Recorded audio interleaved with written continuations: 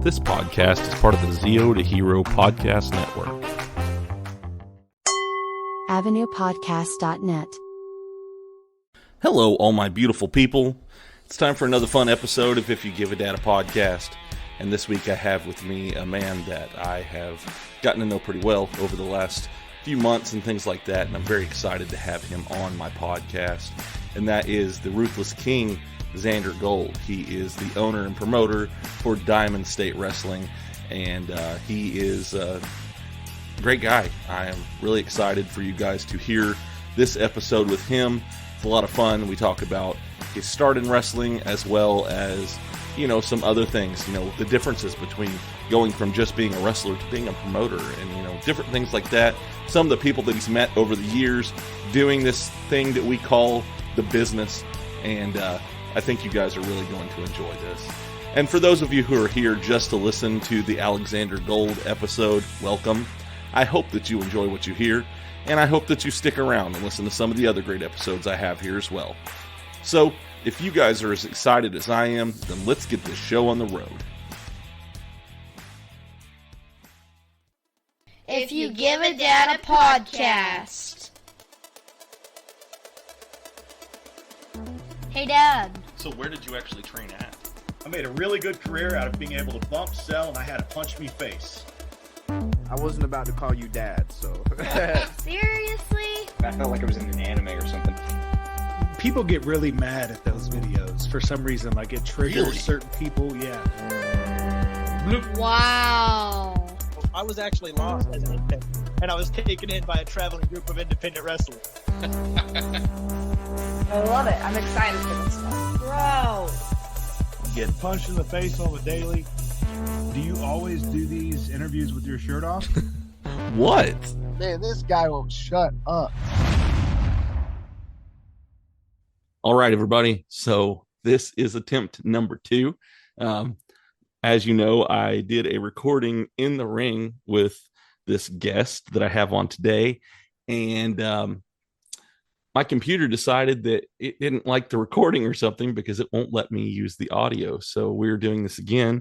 And the guest that I'm talking about is the Ruthless King, Xander Gold. He is an Arkansas-based wrestler. He is the owner and promoter of Diamond State Wrestling, and he is also the heavyweight champion. Man, how are you doing tonight? I'm doing great. It's been a long, hot week. It definitely has. I think it said right before I walked out here to the garage, it said that the real feel was like 102. Jeez. So, yeah, it's a little warm. I bet you're getting toasty. I'm sitting in AC today. I'm not hot in the ring this time. It actually wasn't that bad though, because we had the fan going and we had the door kind of opened a little bit. So I wasn't really that hot. But I mean, I guess it's because I'm used to my garage and having the door closed, that it's like, oh, it's kind of got a little nice fresh air coming in. And I don't get that over here. So So let's kind of just jump right into it and everything, because I know this is all stuff that we talked about before, and I wish we still had that recording, but the show must go on, and so we got to try again. But how did you get into wrestling? I grew up watching the Attitude Era and flipping channels. DX, NWO, the good old days, where you really got sucked in on all the storylines and stuff. But really what kind of set me over the edge of really wanting to do it was the Ruthless Aggression era with guys like Kurt Angle, Chris Benoit, Eddie Guerrero. The list really goes on because you still had Shawn on there. You still had Triple H.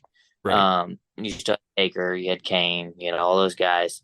So you had like the mix between the Attitude Era guys and then a lot of the young, hungry guys that were super athletic, young Brock Lesnar. Right. Shelton Benjamin. Yeah, Shelton Benjamin was one of my favorites. Team Angle is probably one of my favorite factions. Oh, great team. Yeah, I loved them. Oh yeah. But yeah, that's kind of like what got me into it. Ever since then, I was always been that kid in school that's like, other kids would be like, I want to be a cop, I want to be a fireman, I want to be a pro wrestler.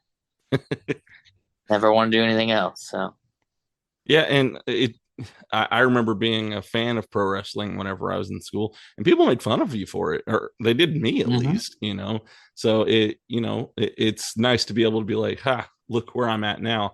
I've met my dream, So it's really cool, being able to look back. But going with what you said, that was a very talented era, and the first three names you mentioned were Kurt Angle, Chris Benoit, and Eddie Guerrero. And man, those three alone put on some of the best matches during the Ruthless Aggression era. Yeah, and you always knew it was gonna be intense and everything when you got guys like Angle and Benoit in the ring, right? So, and Eddie knew how to draw you in with his cheating and stealing and stuff, and like added the comedy to it, but it was still like you expected a great match out of him still too, not just to be funny. Right. Yeah, that's probably some of my favorite stuff to go back and rewatch.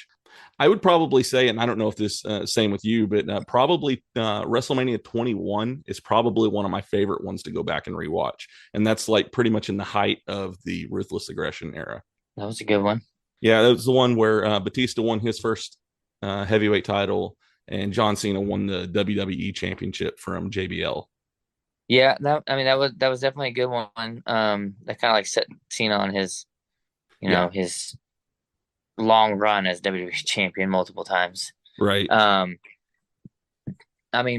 favorite WrestleMania match is the triple threat between. It was the one main event. This is just the greatest. I think this is probably the best Mania ever, anyways. Which was WrestleMania 20, and that Benoit won the heavyweight title. In the triple threat match, that triple threat match was probably the best triple threat match I've ever seen in my entire life, between Shawn and Triple H. Shawn and Triple H both being busted open. Benoit kind of being like that outside guy because he still had that feud going on with Shawn and Triple H, and he got thrown in the mix. Right. And it was just such good storytelling for a triple threat. And sometimes triple threats don't go very well, but that's like one of the best ones in my opinion. And I just love the finish where he had him. He rolled back right to the center of the ring, and he had him. So, it was just good. And then the whole, I've got a picture of it of the Benoit, Eddie hugging with the titles. Because you also had that match with Eddie and Kurt, which was a fantastic match that year. That was Cena was in that one too. He won the U.S. title from Big Show using the brass knucks, cheating. Yep. You had a lot of great matches on that show. One that booed out the building. He had Goldberg and Lesnar last match there. Yeah. You had a lot of memorable moments on that Mania. So yeah, I think it was Taker and Kane on that Mania too. If I'm not mistaken. I think you might be right. Yeah, it was Taker and Kane. I think he was facing his brother again. Mm-hmm. He beat Kane times. I feel like he always faced a lot over at Mania. So. Oh yeah. Having wrestling as a kid has been a great thing, and I'm glad that I've been able to pass that on to my kids. And one of the things that they've really enjoyed is going to the Diamond State shows. They've been to two of them now with me, and I had an episode where I talked with my kids. And they talked a lot whenever we talked about wrestling and shows that they went to. Diamond State Wrestling was what they were talking about. My daughter said that one of her favorite moments was when you turned heel at the end. Yeah. Shocked everybody. Saw it coming. Shocked the world, man. We did a 43-minute match. Never lost the crowd at all. Right. And then shocking turn at the end, to really send them home like going, what just happened? Yeah. So. Well, there's a good picture out there, and it's of you sitting on the throne with the microphone, just talking trash to the crowd as you're telling them to leave. The show is over. It's time for you to go. And it's just a great picture, because it shows, and it fits very well with, I know you have the title now, the Ruthless King, since you were crowned the champion and everything. So that picture is just perfect for that. Yeah, so it was the finals of the King of Diamonds. So I just naturally said, I'm going to be the Ruthless King. So I won and became the Ruthless King and what better way to send off everyone from being the Ruthless King is starting my era saying, all you peasants can leave now. You know, show's over. You got what you're going to get out of me. Get out of here. Yeah. And seeing the, you teaming up with the Camacho family and things like that, there was a lot that happened there at the end, that I'm sure is going to play over into the next show that you're going to be having. Oh yeah, August 27th. We're the United is going to address everybody, and you're really going to find out what we have in store and what we have planned for Diamond State. I mean, we've got 3 of the titles inside of the United. The only things we're lacking right now is the women's and the tag team. And and they get a match. It's going to be a 6-man mixed tag that's winner take all. So it's Olivier and Vatos Kind of Locos defending their titles against Emmy and Dos Camachos. So in the UFC / the United. So and the names fit, the name United just fits so well with what our group is. We're all representing a different country. You got half the Camachos, well, actually more than half represent Puerto Rico, but Emmy and Irvin, they represent Mexico. So then you have Blackwell, who represents the UK, and then you have me, who represents the red, white, and blue. I wear it on my gear. I'm still not gonna stop wearing it, so it's fitting for me to be able to still do what I do, right? And lead by example. I lead the United by a united example. So there you go. Nothing better that way. Now we just got to bring home all the gold. At United we stand, because how fitting is this show, right? It's United we stand, and the United is, going to be the best thing about it. So, yeah. And there's a lot of going on there too. So the United isn't just, one group terrorizing one person or anything. I've got my feud with Laurentiis X. Will is, pitting the Imperial Division on the map. You got Angel destroying super heavyweights like Shane Taylor. You've got, but he's also, Wes McCann's out to get him from all the havoc he's been doing so far from the first show, beating up a fan and 6 or 7 security guards to he's just been nothing but destructive. He thought that Shane Taylor was going to be the guy to put him down, but wasn't. And he ended up getting crowned a champion instead.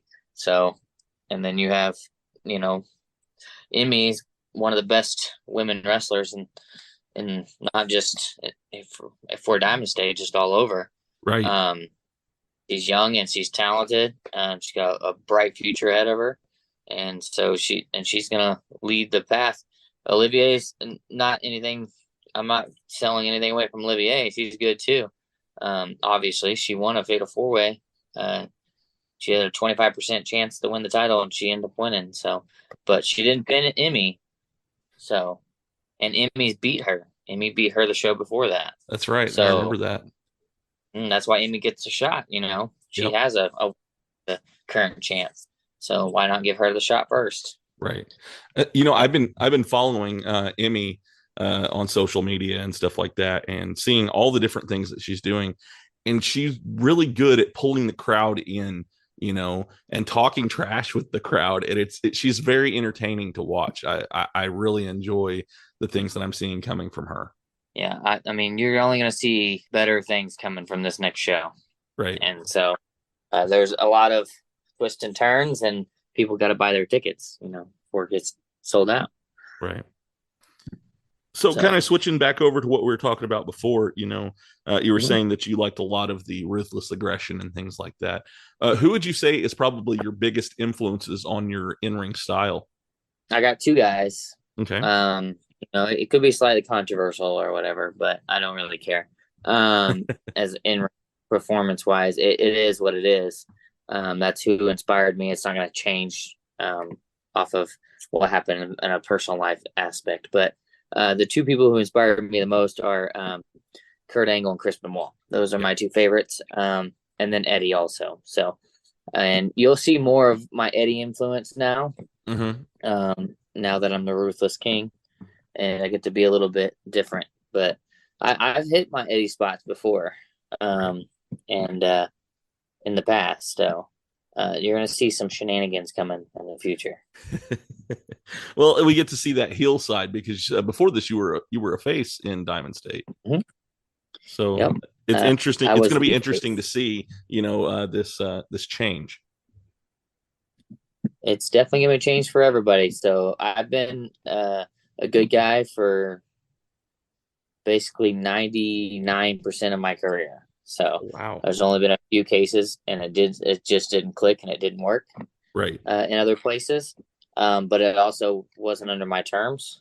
Yeah. So I think that's what the difference is going to be. As now I'm ready, and it was under my terms and done my way. And I think I'm gonna be able to really transcend Diamond State and myself through this run. So yeah. So I know that you have a background in MMA. Like I told you before the last time that we had talked, I found an article on you in the Arkansas Democrat Gazette, and as I try to do as much research as I can when I do these interviews, and I found that you do have an MMA background. I do. So when I graduated high school, I have a amateur wrestling background. That's like my heavy background. Okay. So I was looking for a wrestling school. There was nothing in the area. There was nothing here in Northwest Arkansas for professional wrestling. And so I wanted to still hone in on my craft. And I didn't go to college for amateur wrestling and stuff. I really wanted to pursue professional wrestling, and I was just trying to save up money. And so I went in and I did a little bit of mixed martial arts, kickboxing and grappling through Inferno, and honed in my craft for a year or so there, and was really just working. I mean, everything I did before actually training actually only benefited me more when I did start training. Right. I excelled very fast because amateur wrestling and the grappling side of mixed martial arts plus the kicks and stuff helped me with strikes and with knowing how to change positions when someone puts me in something. So it helps me think a few moves ahead, and you have to do that with professional wrestling as well. So yeah, I know that it does help translate over well. There was at one point I would say I was probably 20, and I actually looked into going to a wrestling school, and one that I ended up coming across was one in California. And it was actually the guy who so there was a documentary that came out in the early 2000s, and it talked about like Jake Roberts and a bunch of different other people, and I think it was called like Other Side of the Mat or something like that was the name of the documentary. Dark Side of the Ring? Or no, it's not Dark Side of the Ring, but it's I can't remember what it's called now, but anyways, Beyond the Mat, that's what it is.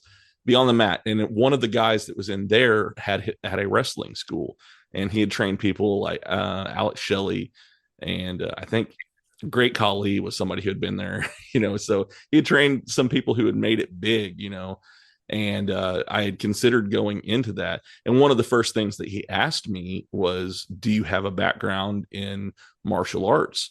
And it was because if you have that, it makes it so much easier for you to transition into professional wrestling because you have an understanding of how to move. That's very true. And you know how to stay relaxed and calm too. So a lot of people's big when training, if they've never done before, when falling, you have to just be relaxed. The people who tense up are the ones that get hurt when you get in a crash. But the ones that almost really, when you get knocked out in a car crash, it's almost a good thing because then your body goes limp and you're less likely for injury. So, but yeah, the closest one to here when I was in school was up in Troy, Missouri, and it was Harley racing and stuff. Okay, so, Up until my school, up until the school I ended up going to opened up in Salem Springs, but I was the only student and the only graduate. So. Oh, really? Okay. Who was it that you actually trained under? Daniel Flynn, and he trained under Harley Race and the Hearts.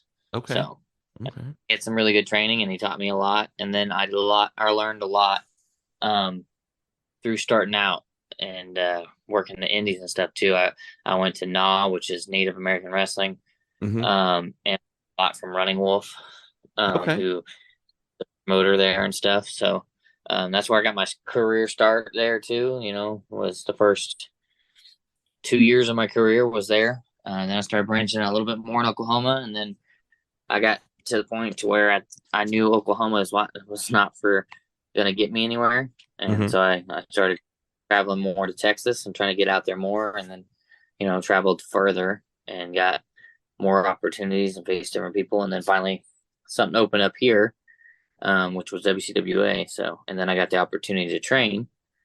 And then there was a school here locally. I was like, this is a great idea because, that was my big thing is I wanted to give back. And when he offered to have me be the head trainer at the school there, I was like, I'm all for it because need something like that around here. Right. And that's why I reopened my school and everything when he went away and stuff. And I opened up Diamond State Wrestling Academy and Diamond State Wrestling because we need something in this area. Right. So I don't know how far this is went in advance, but I know that there's also, you've talked about having another branch of Diamond State and having a school in like the Southern Missouri area as well. Is that still something that's going to happen? So there was one briefly. Unfortunately, that partnership didn't work out with the guy. I got you. And so that he wasn't able to maintain the facility and it ended up getting shut down. That was long. They're no longer an affiliate of Diamond State. Okay. So it's just solely the Arkansas branch right now. Okay.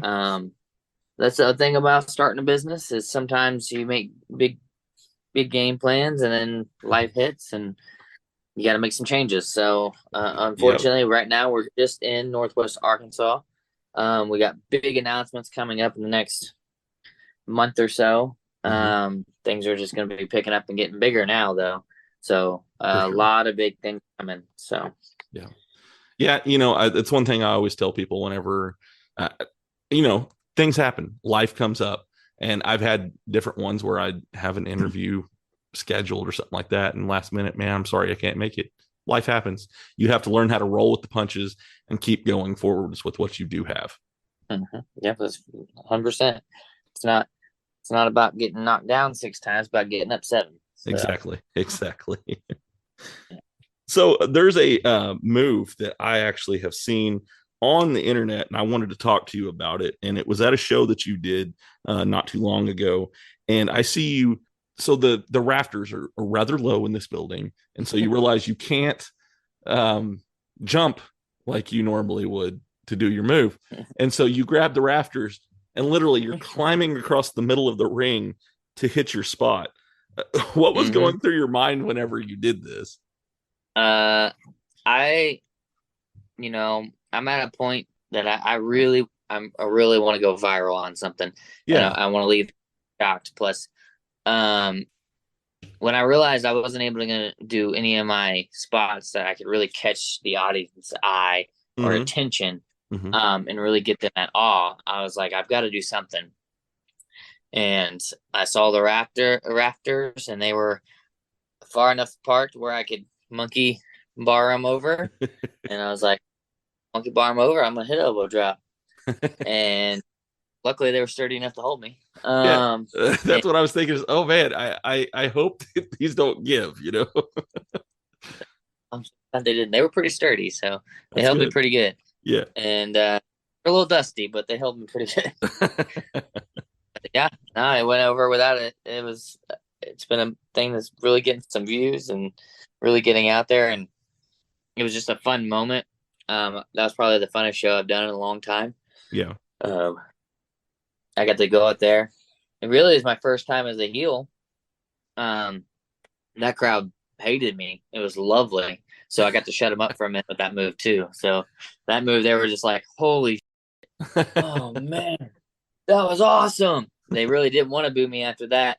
But by the end of the thing, he went to go shake my hand, and I moved my hand out of the way and then flipped him off. So, and then I got F this guy all the way out the building.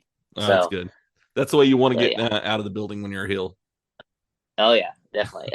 They did that on my entrance and on my exit. So I had him hate me at the beginning. I gave him some spots to be like, maybe I like this guy. And then no, I hate this guy. Screw this guy. So you're really enjoying doing the heel stuff then. I know that. Oh, it's so much fun. Like getting to do it on my own terms and do the direction I want to go with it. Yeah. It's really working. I mean, I really don't change a lot of who I am. Right. My stuff was always been like hard hitting and aggressive. Yes. That's why I was called the Ruthless. But now I get to be a little bit more cocky, arrogant, really gloat whenever I'm getting these big moments and really get the heat. So I'm really excited for not only the next Vino show there, where I'll actually be defending my Diamond State Championship August 12th, but August 27th, after I beat that little twerp and defend my championship, I'll go on and, face nobody because I don't have an opponent. So I'll sit back and enjoy, watching everyone else fight over who's going to face me next. So we'll see who I'm facing. Are you going to sit on the throne? I'm there. So the throne is an annual thing. So unfortunately, though I'm the king, and it'd be great. Maybe I'll add it to the stick, and I'll make people carry me out on my throne. That'd be great. I might add that in the future. And I'll have all these peasants doing stuff. Maybe they'll feed me some grapes or something. Fan me in the corner. There you go. I'll add some spice to it and really hone in on it. I do have some gear being. I'm working on getting some gear made up to where it's more of like a suede type fabric. So it's like really nice, like the royalty, and then getting a few capes made. Yeah. I'm gonna really hone in onto it once I get there, and yeah, I mean, the more I do this character, the more it's gonna get outrageous and not like.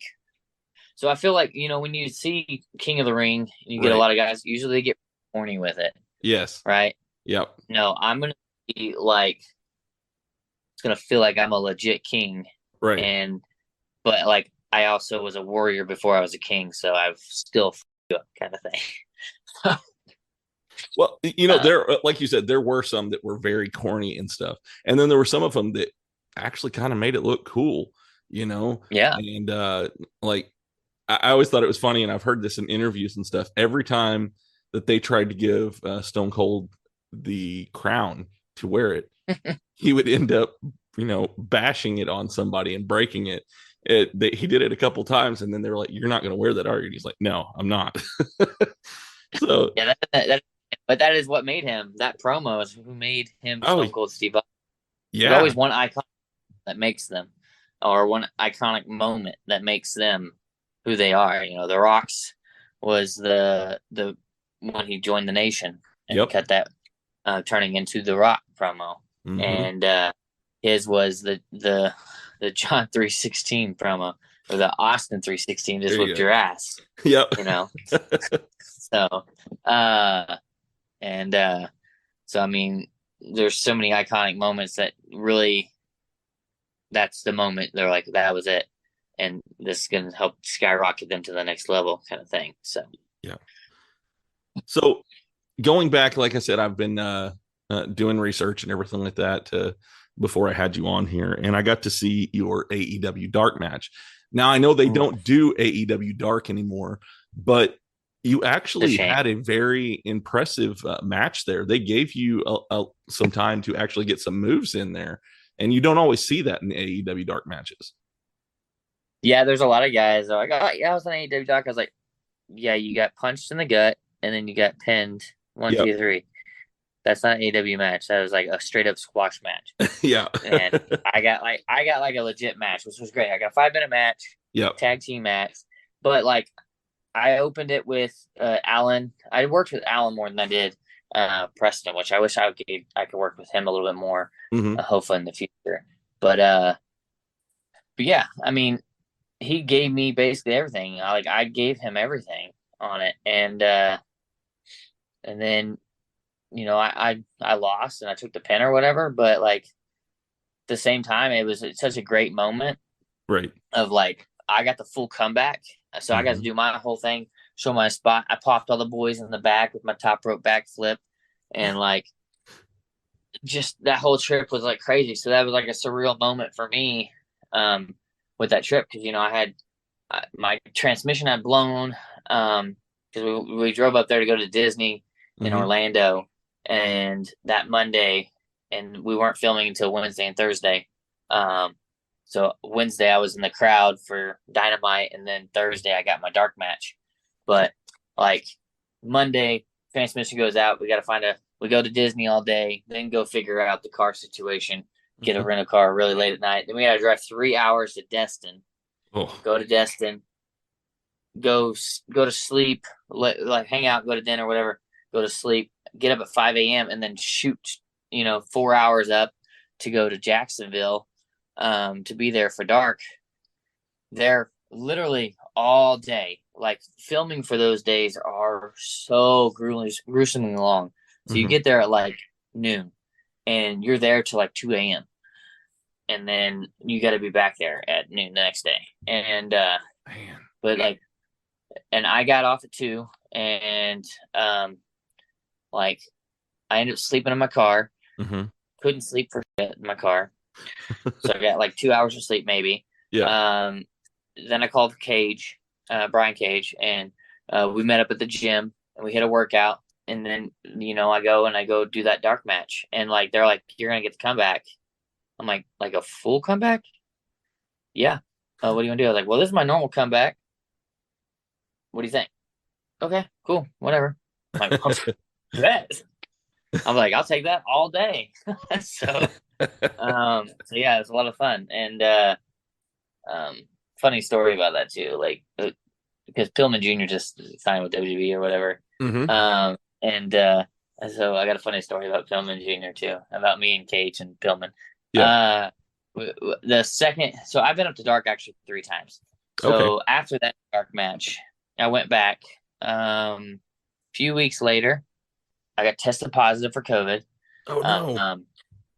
Yeah. And then I retested literally the next day, and I was negative. So I think it was a false positive, which was cool. So it took away an opportunity. I spent a lot of money going up there. I was a little pissed off. Oh no. But then if I'll go back home, a few weeks later, they bring me back. And then all of a sudden, everything's cleared this time. I'm good to go. I'm like, all right, cool. So I'll have one of these 2 days I'm going to wrestle. So I was in the crowd. We went and worked out with Pillman Jr. And Pillman was spotting Cage, and he was spotting him wrong. And Cage is getting irritated with it. And then he let him spot him again on bench the second time. And then midway through, he's like, get out of the way, Pillman. Dusty, get over here. Cage still called me Dusty from when I was Dusty Gold. Yeah. But he's like, get over here. Let him show you how to do it. And then I did it, and he was like, see, that's how you spot somebody. It was just so funny. So we just kind of like ribbed on Pillman Jr. a little bit. So it was a lot of fun. But yeah, I just love hanging out with Cage whenever I'm up there. So it's just a lot of fun. I wish Cage was closer more often. We could hang out and work out more together. Right. He's a good dude. A lot of fun to hang out with. So, well, talking to you about it seems like you guys really bonded over working out and stuff. Yeah, I mean, yeah, when that's one of my favorite things to do whenever I go up to dark. I'm just like, I just want to get scheduled for dark. So I can go work out with Cage. It's not even like the dark match or anything. It's I just want to go like hang out and work out with Cage. It'll be freaking a lot of fun. So it's always a great time. So right on. Because like I don't usually here when I work out, usually I'm the bigger guy, and so like people are trying to catch up to me, or me and Cage, I'm trying to catch up to Cage. Right. So it's up to me to be better. So you always want to surround yourself with people that are better than you, so you can get better. you always want to strive to be better. You never want to be the best in the room or the like the smartest person in the locker room is what we like to say. Yeah. If you're the smartest guy in the room all the time, you're in the wrong locker room. You need to progress up to a different locker room where you're not. Right. So that's how you keep learning and growing. So another thing that I know, talking about Brian Cage and stuff, you actually had a podcast for a little while, and he was your first guest on your show. Mm-hmm. Yeah, so I used to do a podcast. We did 3 episodes. That's all it lasted, unfortunately. We did 3 episodes called Grab a Hold, and it was me and Pineapple Jack. Okay. And I reached out to Brian, and I was like, "Hey, brother, I'd like to get you on our podcast." He's like, "I can't right now. Maybe next week. You'll know why soon." Mm-hmm. And I'm like, "That's so cryptic." Yeah, thanks for the not so much information. I don't know what that means. Well, then I'm watching, was it All In? Mm-hmm. And he debuts, rips the ladder apart. I'm like, oh, there's Cage right there. He texts me when he gets to the back, and he goes, "Now you know why." And I was like, oh, I get it. He's like, "I'll be on next week." I was That's like, cool. He's like, "I'll be on your podcast first." I was like, "All right, bet, brother. Thank you. Appreciate that." So it was really cool. It was a good little interview with Cage, and it's a lot of fun. Yeah.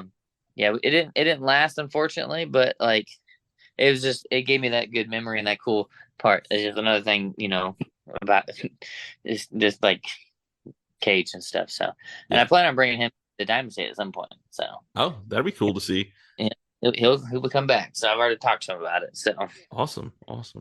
You never know when names are going to pop up at Diamond State either. Yeah. So Shane Taylor popped up out of nowhere. Yeah. You That never was know really who's cool to see. I actually was freaking out a little bit whenever I saw that you were going to have Shane Taylor at that show. I was like, oh my God, Shane Taylor's going to be there. So yeah, and Shane's another buddy of mine as well. I worked several shows with him back down in Texas a lot and stuff, and kind of got to know him a bit. And so I had reached out to him, and he was all game for it. So, it's good connections that you make and stuff. So, right. Well, just from doing this podcast, I've met so many people that I never thought that I would, I didn't know that anything like this is going to happen, but just from doing this, there's a lot of networking in wrestling, and I've been able to network with a lot of people from doing this show. That's how it works. You talk to one, and then, then you're able to find other ones and talk to them, and then just branches on from there. So, yeah. So, and that brings me to another point that I was going to bring up. The very first wrestler I had on this show is probably one of my favorite independent wrestlers, and he actually wrestles for Diamond State a lot of the for every show that you've had so far, and that's Luke Langley. Okay, Luke. So Luke was your first time. Okay, yeah. Hell of a time. I've known Luke for a long time. We've had so many matches, and the funny thing about it is looking back in the history, and I'd have to go double check too, but I'm almost 100% positive that he's never beaten me in a singles match. Really? Yeah. That's cool. Well, I mean, okay, so the first time that I actually saw you wrestle, it was whenever I was doing research for whenever I was going to have Luke on the show, and it was a match that you guys had together. And it was back when you were, I think you were still going, you might not have been, but I think you were going by Dusty Gold at that time. Yeah, probably. Yeah. And I wrestled Dusty Gold. Yeah. It seemed like it was like might have been a rubber match or something, because I mean, it had chairs in the match and everything else, it had some chair spots and everything, but it was a really good match. And I remember talking to him about that. So that was out on the soccer field right there where we are, the facility. That was, so I'll tell you a little story about that one. Okay. So we had a match before that one,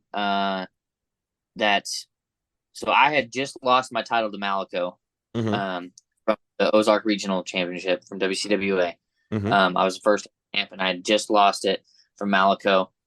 Langley was heel, and I had a number one. I had like a rematch clause that was scheduled for Purge in a ladder match, Malico. Okay. Well, then Mech came in, and then Langley decided he was going to come in and he was going to put his hands on my wife. Oh. And he grabbed her by the and said if I didn't give him my spot for the championship match, that he was going to bash her skull in with the chair.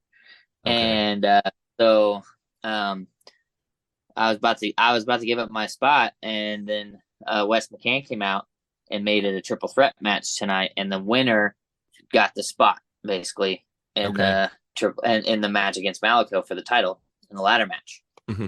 Well, Mecha Wolf ended up winning, but he didn't pin me; he pinned Langley. Okay. But I didn't get my revenge on it. Mm-hmm. So basically, at the Purge, we did another match where we were. They ended up throwing Chris Bay in that final match also. So it was Chris Bay, Malico, and Mecha Wolf. And I threw my case of still never being pinned for that match and having my rematch clause, and then decided that Langley wanted to still talk his trash, and I still wanted to get my hands on him, get my revenge for my wife. And so they threw us in a match where it was a chairs match, and the winner went on to the main event to be in the make it a fatal 4-way ladder match. Okay. And I ended up beating Langley. Yeah. And going on there, and then I got another viral spot from that one where I did a slingshot moonsault onto Malico on a ladder. Yeah. It was pretty dope spot. It was on OMG Moments on wrestling on YouTube. It was pretty good. So. That's cool. You know, now that you're saying that, I remember they had vignettes and stuff before I watched the match, and I remember Langley having your wife and stuff, and you know, all when you were saying that, it was all coming back to me. It's like, yeah, that's right. I remember that, and it was called Purge and all that. But yes, that was the first time I actually ever saw you wrestle, and it was a great match. I really enjoyed watching it. Yeah, that was actually a really long match too. Yeah. That was like a 35-40 minute match also. I don't have short matches. Like I always put on 5-star bangers that are like extremely long. So like when people are like, oh, I don't know about a whole hour long Iron Man match, I was like, shoot, that's like my normal match.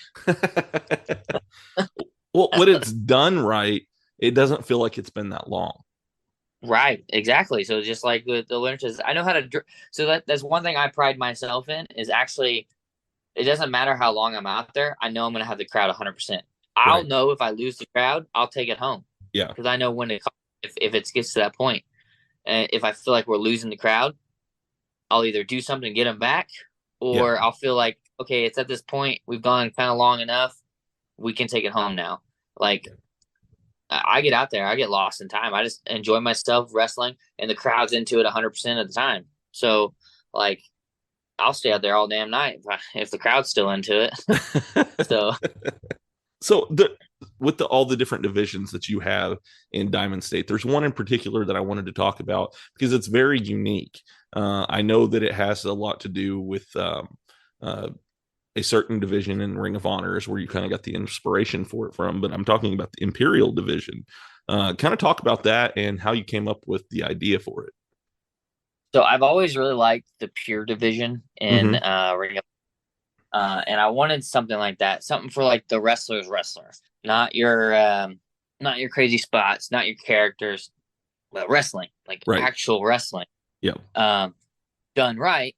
You can still keep a crowd and stuff. And I've proven that the last few years, especially when I started going less indie flippy and more going to my style. And that's more of like suplexes and holds and stuff, and crowds eating it up and loving it because of how vicious and aggressive I make everything look. Right. So it's all how real it looks. Mm-hmm. But the Imperial division, basically, it's the pure division rules on the ropes. So you get 3 rope breaks. But I wanted to throw another twist in there, something that you could tell really good stories with and add some suspense and make people have to watch to pay attention because you can get lost quick. And that was adding that each participant only has 2 pinfall attempts. So basically, if they go for a pinfall and they kick out at 2 or even 1, because some guys will go try to go end it really quick. And it's 1, 2, and then they kick out. You lost a pinfall. Now you only have 1 more chance to win. So you could have all your pinfalls gone, hit your big finish, go for the pinfall, and it won't count for nothing. Right. You'll have to take them out. So like then it goes to like you have a TKO option also. You can knock them out for the 10 count. So right. It just adds so much suspense and stuff like that. Yeah, I mean, the match that I saw between Luke and Blackwell, it kept you on the edge of your seat because you're not like, oh, well, you know, that's one rope breakdown. You know that there's a pinfall. You know, it's gone now, and I know that Blackwell actually lured him into using both of his pinfalls, and then it's like, wait, what does he do now? You know, it keeps you thinking, and it keeps you, like I said, on the edge of your seat because it is different, and it is something that you have to pay attention to make sure that you know what's going on. Mm-hmm. Yep. And so, and that's it's just the thing is he, like you said, he lured him in to up his pinfall, so then he couldn't his big brain buster and go for the pinfall, right? Because it wouldn't work, so left him to have to do submissions if he was going to win. So which makes it even harder, right? Especially when they have 3 also. So but I mean that's also the suspense. If you're smart about it, you make them wear out all their rope breaks first. Yep. And then they can be underneath the ropes. You can hold onto the ropes if you want. When you're pinning them, it won't matter. So there's going to be so much tricks and stuff, and you're going to see so many surprises in that match. But one thing that will happen before too long will actually be an hour-long Ironman match in an Imperials rules. Okay. So that'll be a good one. And basically what that'll do is say they used one pinfall, or say they suspend all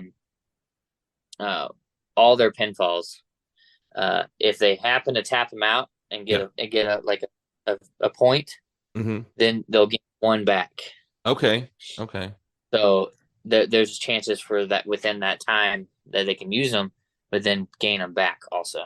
Okay. So. That'll be interesting to see.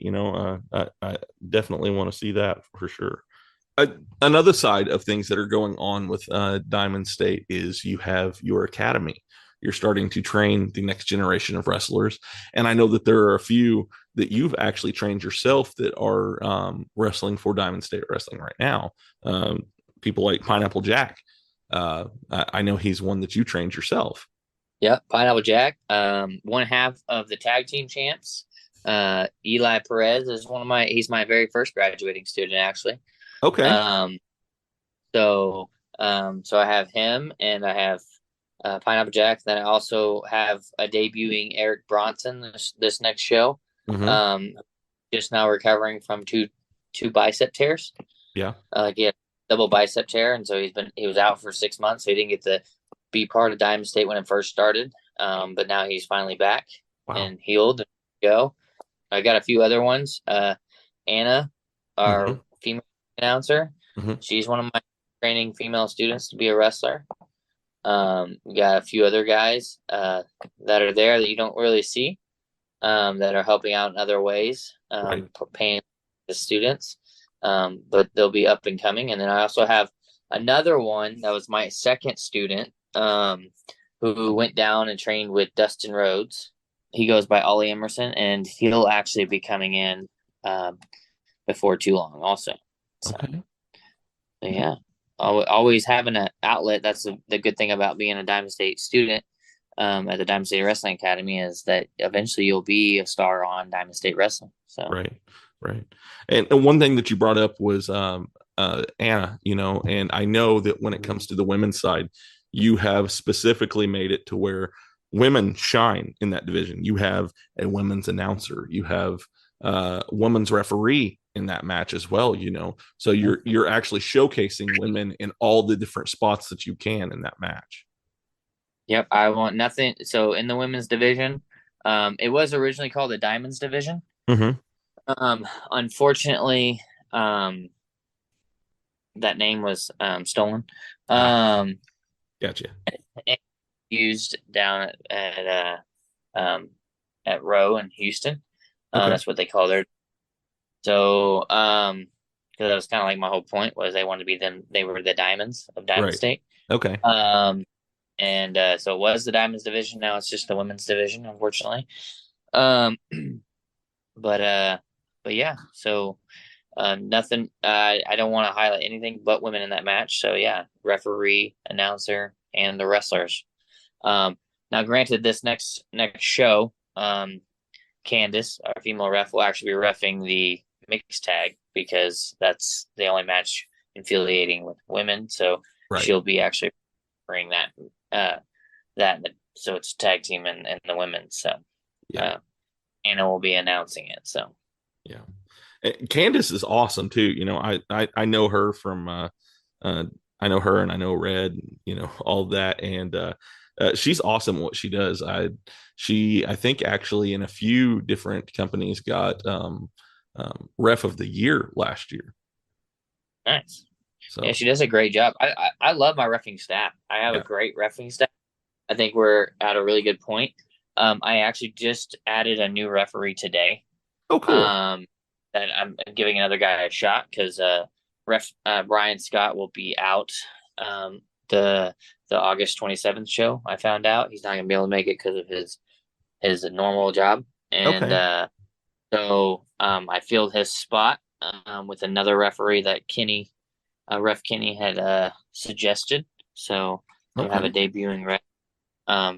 It's Dylin? D-Y-L-A-N? Dylan? Dylan. I guess, Dylan.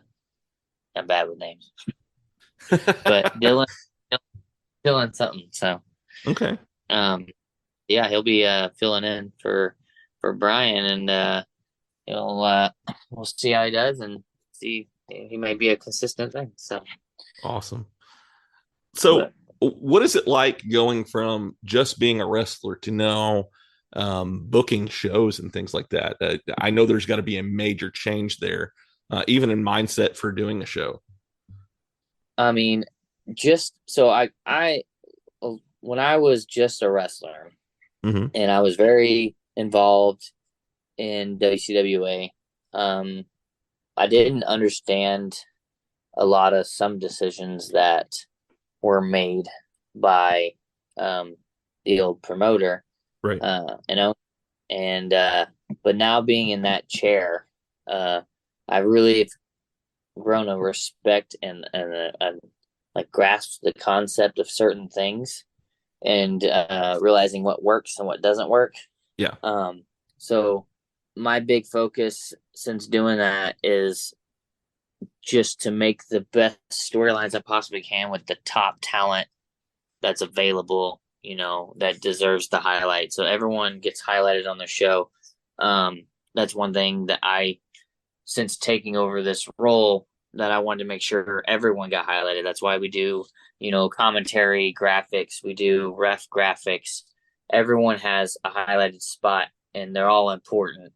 Especially to me, because I've got to I can't do it alone. It's a team effort thing, and so I appreciate everyone involved that helps out and everything. So that's why they all get graphics, and you know I expense out for that. But it's been rough, more on a financial sense than anything else. Definitely tough to run a wrestling business. It's not super easy. It looks easy. I mean, it's easy to run a crappy one if you want to run but run a legit business out of it and actually take it serious and try to put the best quality. I mean, you got to pay for quality talent, and so it's costly. And there's a lot of guys. I can understand why some companies cut corners and they try to do their best to get free talent and stuff like that. But you got to be careful with a lot of that. So right. You'll get your. That's why I never looked a lot of the shows, because you know you had a lot of what we call carny, you know, promoters. Yeah. That pay people, you know, especially out of towners and stuff like that. They you know find excuses of not to pay, and that's where the hot tag and handshake came in. You know. Yeah. Kind of, and so they take advantage of you if you let them, and so I try to pay everyone fairly on it and stuff. I do got some people, you know, that donate their time in a sense and help out, that are more local people and I'm always grateful and appreciative of that. Right. And once we get to a financial, stable place too, I'm going to reward those people. Yeah. But yeah, so it's just, it's definitely a different ball game, and different animal being a promoter and a booker, especially when you're booking yourself on the show. So you got to deal with all the stressful stuff, everything that's going wrong, because nothing ever goes right on a show. Seems like always something wrong. So you're trying to focus. Sometimes I miss the days where I can just focus on my match, go out there and kill it. But now I got less. So now I got to be more. I'm old school a lot of times. So here are the last few shows, I've just been like, all right, let's just go out there and call it in the ring. Very old school. Like, all right, you know my stuff, I know your stuff. All right, let's just go out there and work. All right. Yeah. Here's the finish, because I got to worry about this. So, plus I always try to watch everyone's matches, because, if I see something that, I try to give pointers and tips to some of the younger talent as well, to make sure, that they show that I care about, what they're bringing to the table and everything, and try to help them out the best I can with their career. I just want to help everyone succeed. And that's what I want to see. Everyone on my show be the best, and everyone's their time to shine. And so, that's why I have all such great talent. You don't really see crappy talent on my shows, and you won't ever see crappy talent on my shows. So, because I'm very picky about who I bring in. There's nothing wrong with that. You have pride in what you're doing, and that's a good thing. So, and that's why we'll be the talk of the town, and we'll put everyone out of business that tries to come around. Or, well, they did. We already kind of put them out of business before we. So, my graphics scared them off. So, and that's another thing too. If you look at, like, I think if you're gonna be like, here's a pointer to promoters. So, and I've seen the promoter side now, the business owner side of things, and now I've seen the wrestler side of things. And like, the thing that I value the most and things that help the most is valuing your like quality that you put out to the advertise. Right. Like your graphics, your poster, all that stuff needs to be good quality stuff. Yep. A lot of crappy promo pictures and that for like the wrestlers out there. Like they want to come work for me, and they send me a shitty promo picture, and it's like an old riggedy, you can't really see, they got dark faces, or they're covering their face type promo picture. I'm like, no, I'm not booking. How about you go get some good promo pictures, pride yourself. Yeah. We're all independent contractors, so you have to value yourself. So you have to not only go take care of yourself in the gym, but you have to value yourself when it comes to like the picture you take and the quality stuff. There's people around that do photography for wrestling. They do a great job, reasonable priced. I've helped out several people who had crappy photos that I wanted to come in and work on it, because I like them as a talent. I was like, I'm paying for the shoot. You just got to go down there and get there. And they had to go up to Texas to go get their photos done for my photographer. Yeah. And down there, and I paid for the shoot, and then I got pictures out of it, and then they could just pay a little extra to get their own to promote themselves out there. Right. So promotion, in general, people aren't going to come if they see that you're not putting your best foot forward when it comes to advertising. Advertising is so important when it comes to anything, even this. If I'm not putting out quality stuff, like when I'm advertising for an episode, people aren't going to want to come listen to it, and same with that. If you don't take pride in your presentation, then they're not going to be interested. Exactly. 100%. And so that's why I like, if I'll accept some people's promo picture for them, but I expect them to go. And then like some talent, I do that as a test also. This is another thing. So if any talent decides to listen to this, what I look for is, if you don't have the promos now, like the photos now, because you weren't able to get to a good photographer and you're kind of working with what you get. Yep. Like, I go, hey, I'm going to pay for a shoot. You just got your stuff down there. The correct answer is, all right, I'll try to schedule it as soon as I can to get down there. Yeah. That means I am interested in bringing you in, but I need a good promo picture of you. Yeah. And I'm paying for the shoot. Then I expect you to just pay to get yourself down there and take the shoot. And then that only helps you. You're not paying for a photo shoot, and you have an opportunity to buy good promo pictures to help you further yourself and get more promo, like the best promo picture you can get. Right. So it's like I tested that with several people, and some people said, yeah, it doesn't work for me. I can't get down there because I can't go get booked down there right now. So I'm not going to go down. I'm like, all right, I'm not going to book you then. Yeah. Simple as that. I mean, and then others go, okay, yeah, I'll schedule my next day off. Boom. Scheduled it, got it done for me as fast as could. Yeah. So I'm going to say who it is that did that for me. And that's why she's my women's champ right now. And that's Olivier. Yeah. So as I asked her, I was like, hey, I need you to go to Greg down in Texas for me and get some promo pictures. I'm off next Monday. I'll try to schedule it and get it done. Boom. That next Monday she had it done. Awesome. So, it's all about valuing yourself, because that shows me that you don't value yourself if you're not willing to, someone paying for a photo shoot for you, and you're not willing to pay for yourself to get down there and get done. Yeah. Not even try to, you know what I mean?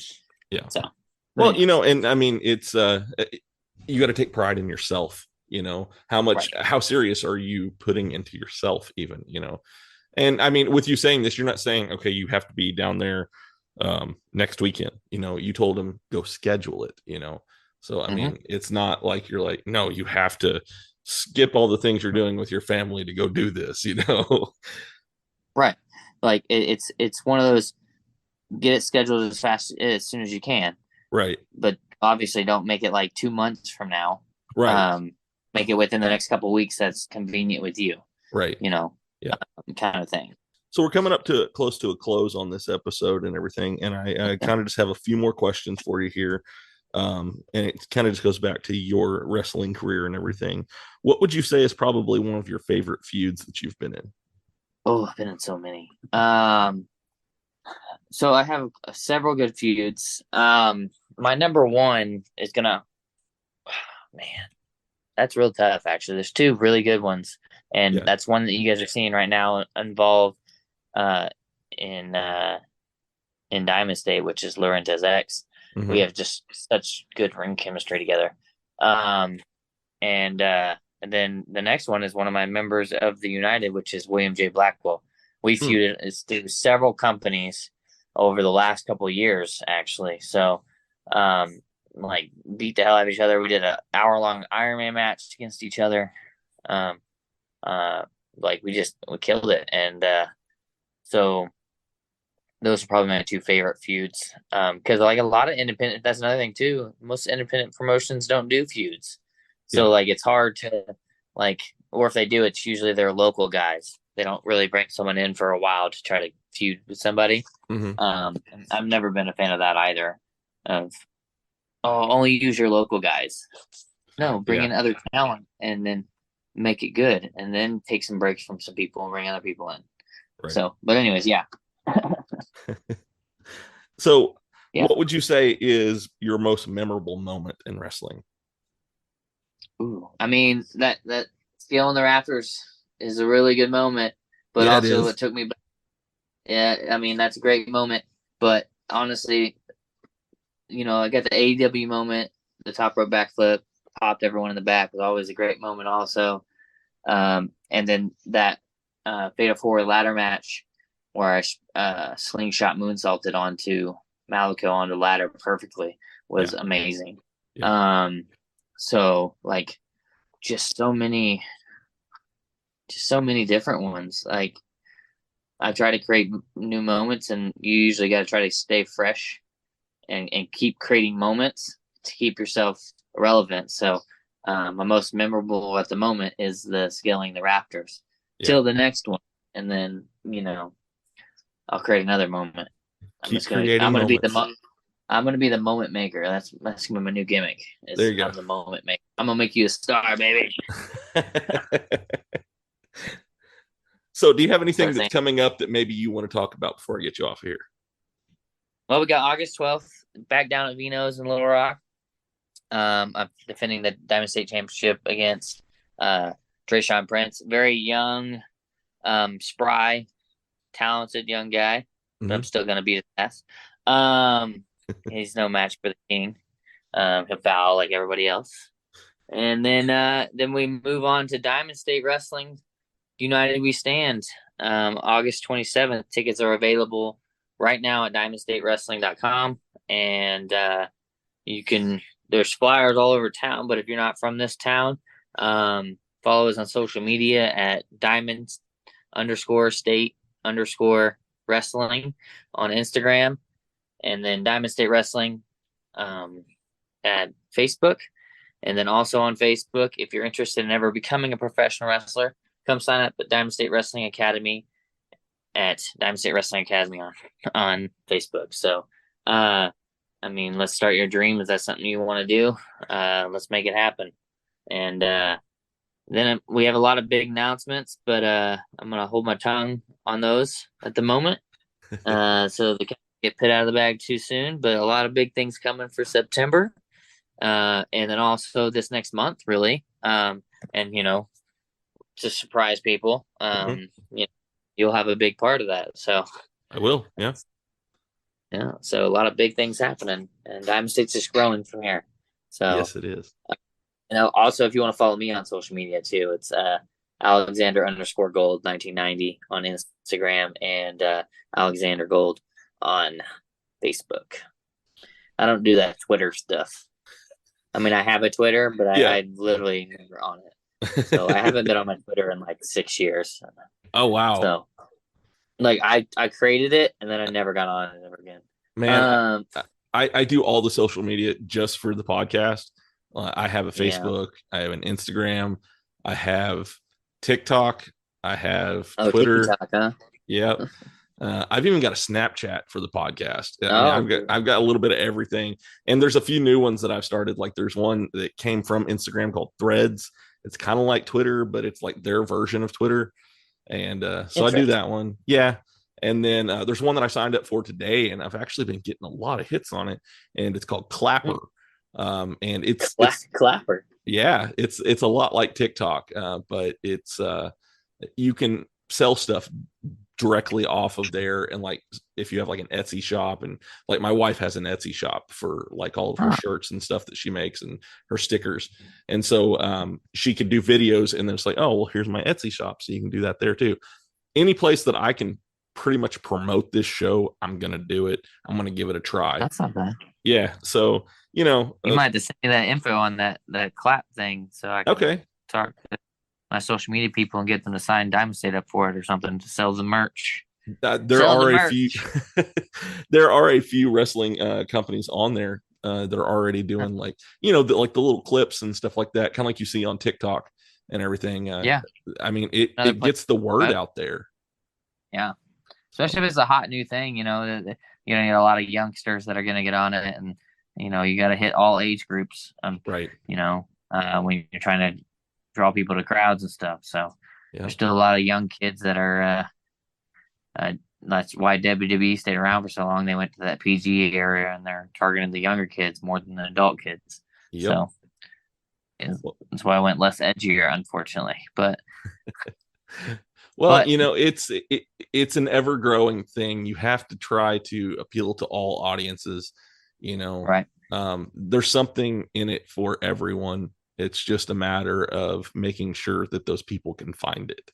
That's the reason why I do have stuff for, older people, us older folks that need Facebook, because we were there for the inception of it. And my kids call me old now because I have, I'm 35 now. So do what?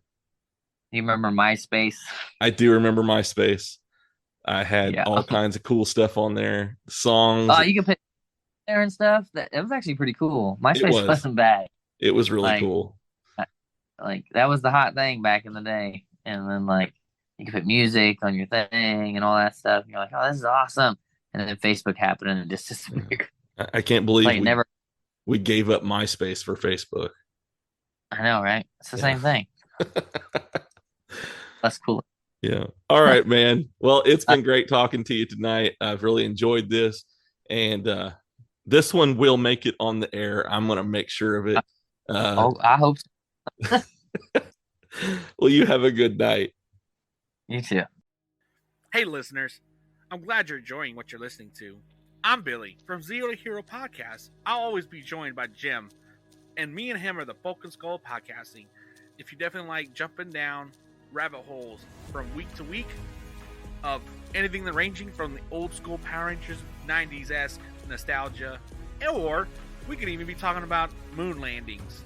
So, I know you're interested, so definitely after the show, come check us out. Zero to Hero Podcast.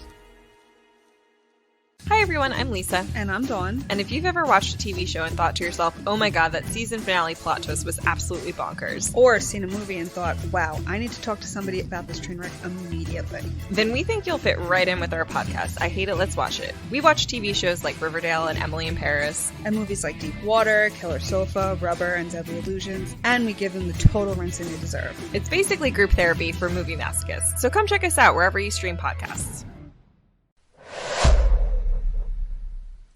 All right, everybody. I hope that you enjoyed that episode with Alexander Gold. I had a lot of fun talking with him, and I look forward to having him back on the show here probably in the future. So, yeah, just stay tuned. I've got some really good episodes that are coming up. The next one that you're going to hear is with John Bloodworth. Also, a lot of people know him as John Cross. He was a former wrestler out of the Oklahoma area. He's done all kinds of great stuff, and we talk about his wrestling career as well as his personal training and the things that he does now. We talk about how much he hates running, but he seems to still do it. So make sure that you tune in next week so you can hear the episode with John Cross. It was a lot of fun. We even talked about Dragon Ball Z a little bit, and we talked about some anime and things like that. I did not know that, but he is a pretty big anime fan. So, yeah, good things are coming, and it was a lot of fun talking with him, too. So make sure that you tune back in next week to hear that episode with him as well. So I've got all kinds of great things that are coming up, and if you want to stay up to date with everything that's going on with iGetApp, then make sure that you're following me on all the different social medias. You can follow me on Facebook, you can follow me on Instagram, you can follow me on Threads, you can follow me on Snapchat, and even TikTok, and the formerly known Twitter. Now it's known as X. I'm not really sure why it was changed to X. I thought Twitter was an okay name for it, but whatever, you can find me on there as well. So make sure that you're looking for me on all of those different social media sites. Just look up If You Give a Data Podcast, or you can just Google it. Type in If You Give a Data Podcast, and I should be the first 10 to 15 results that you find on there. Or if you don't want to do that, as you're listening to this episode, you can go and look at my show notes, and I will have my Linktree at the bottom of the show notes, and you can go and find all of those wonderful places to keep up to date with this show there. So I want to give a shout out to all three of my podcast networks. You guys hear me talk about them every week. They're a bunch of great guys, and I have so much fun being a part of each and every one of these podcast networks. They have different shows that you can find, whether that be a show about toys, or whether that be another wrestling show, or if you want a travel podcast, or you want to hear scary stories, or even some kind of fan fiction or original stories as well. Pretty much anything that you want, you can find on any of the podcast networks that I'm part of. And I want to give a special thank you to all of them, and that is the OIW Podcast Network, the Avenue Podcast Network, and the Zero to Hero Podcast Network. All three of them are great, and they all have amazing content that you guys should go out there and follow. I will have a link to all three of their websites on my show notes as well, so make sure that you're going out there and that you're following them. So I've got merch out there. You guys can find it on any of my social media sites. Go out there and get your shirts. I have some new designs that are coming out here soon. Something a little different. It's not just my logo. It'll have something along the lines of, you know, how I open it with, hello, all my beautiful people. It'll have something along those lines. So if you guys would want something like that, make sure and tell me. I've got stickers for that. I'm going to have shirts. I'm going to have all kinds of different stuff. I have shirts right now. I have coffee mugs. I have stickers. I could get magnets. anything that you guys want. And the person who makes this for me is my wife with her side business called Cups and Teas by Stasha. If you need any custom things made, make sure that you go out there and reach out to her to get those things done. She's done all kinds of great things. She's made different things for different people. Go out there. You see me put the sticker of the day out there. She has all different kinds of great things that she does, whether that be coffee cups or tumblers or those shirts that say mama. You know, I know those are very popular with mothers. So, you know, if you have something that you want done, she can custom make it. But she also has other designs that she does as well. Make sure that you go out there, follow her on her social media sites and on her Etsy page. And like I said, that is called Cups and Teas by Stasha. Make sure that you're following her. Make sure that you're buying your merch from her. And, yeah, just give her some of that love. I would like to give a special shout out to D-Cure for creating my ending theme song that you hear at the ending of every one of my episodes. He's a great guy coming out with all kinds of great music. Make sure that you go out there and follow him as well. Lastly, I want to give a shout out to Nick Helms and the original Geek Comics for giving me a spot in their newest comic book that's coming out called Paladin. Make sure that you go out there and you get a copy of that. And also, they have a new one that they are trying to get funding for. It's called The Eighth Day. So make sure that you're going out there. Show them some love. You know, they're putting a lot of hard work into these comic books that they're making. So if you have the time to go out there or the funds to go out there and support these and get them off the ground on this next project that they're trying to do, go out there and do it. And if you can't, then just go out there and share it as well. They're on Facebook. They're on Instagram. I will have a link to their website on my ending show notes as well. So make sure that you're going out there and that you're following them. Like I said, I'm very excited about everything that's happening here, and I can't wait to see what happens next. There is some big news that's going to be coming up here very soon.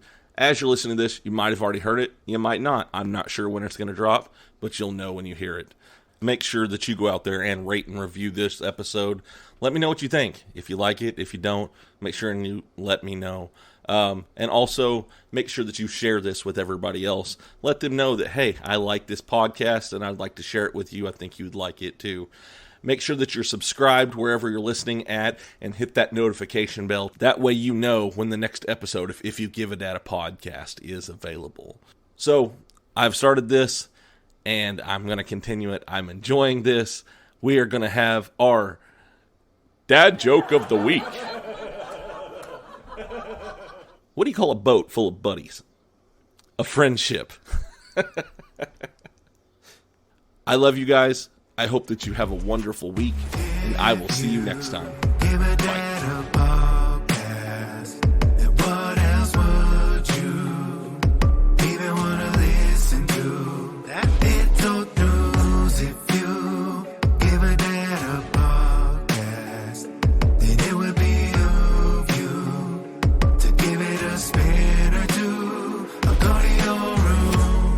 Room rounded, but I got a podcast on. He calls us beautiful people, then tells us who we have on. The best part of my day, though we're blocked out in my pods. Tell my friends all about it so that they follow along. And the host is kinda nerdy, but guess what I am as well. I don't feel so alone and I began walking out of my shell. Heard a story, I need a connection I haven't felt.